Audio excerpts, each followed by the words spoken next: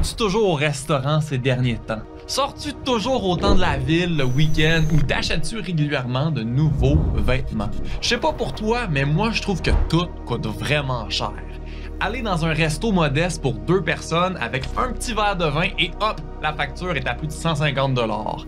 Aller faire l'épicerie pour la semaine pour 1 ou 2 personnes, c'est un autre 300 $ qui part. Et je parle même pas de remplir son auto d'essence.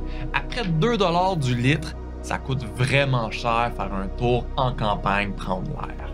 Ou bien les paiements hypothécaires qui ont plus que doublé avec la hausse des taux d'intérêt, la plus rapide de toute notre histoire. Bref, la vie coûte cher en tabarnak. Mais pourquoi? Dans les médias, on nous fait miroiter un retour à la normale pour l'inflation. Mais aujourd'hui, on va se dire les vraies choses. Même si l'inflation revient à la normale, soit le 2% annuel ciblé par la Banque du Canada, les prix du panier d'épicerie, à la pompe et de tout ce que tu consommes au quotidien ne baisseront pas. Et c'est vraiment pas sorcier à comprendre, c'est simplement mathématique. Laisse-moi t'expliquer simplement et concrètement. L'inflation a atteint un sommet historique de 8,1% au Canada en 2022.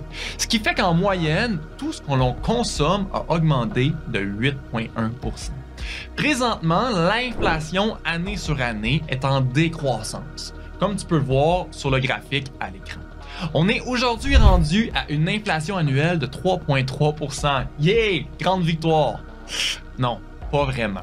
Ce qu'on nous dit pas avec l'inflation, c'est que même si elle diminue, ça n'a aucun impact sur les prix. Ça veut juste dire que l'augmentation des prix ralentit, mais ces prix augmentent quand même. Pour te donner un exemple concret, reprenons le sommet historique de 2022 sur l'inflation à 8,1%.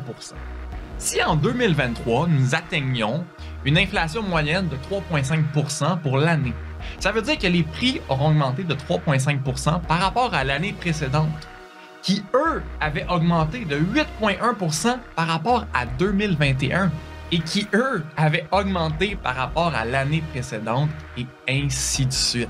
Alors oui, l'inflation diminue, mais les prix ne reviendront pas à la normale et vont continuer d'augmenter.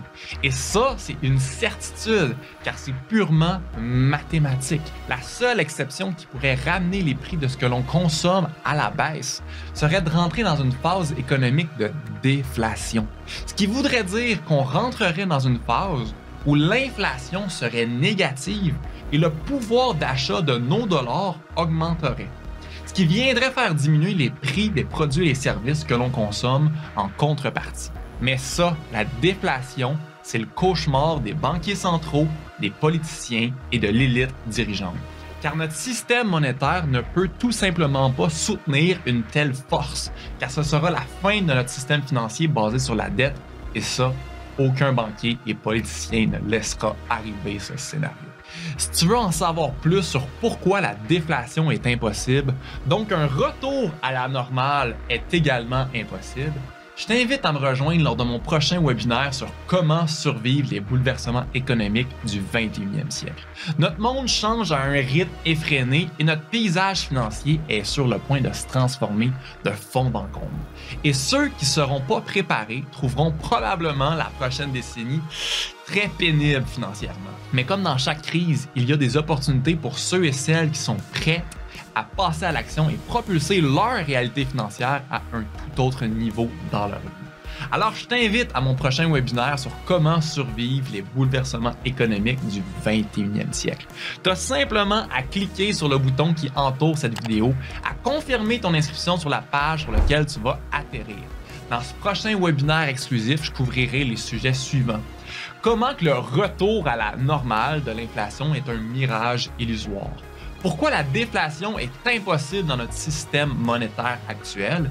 Comment l'émergence des pays des BRICS aura un profond impact sur notre pouvoir d'achat personnel? Comment survivre au cheval de Troie des CBDC? Comment changer de système financier avec l'économie parallèle? Et comment reprendre sa souveraineté financière entre ses mains une bonne fois pour toutes? En plus de tout ça, je vais prendre le temps de répondre à toutes vos questions en direct. Alors ne manque pas cette opportunité unique et réserve ton inscription en cliquant sur le lien qui entoure cette vidéo. Je suis vraiment inspiré à te partager un maximum de valeur et d'outils concrets pour que tu prennes en main ta souveraineté financière et que tu puisses propulser tes libertés financières à un tout autre niveau dans ta vie. Alors on se revoit lors de ce webinaire. Clique sur le bouton et confirme ton inscription.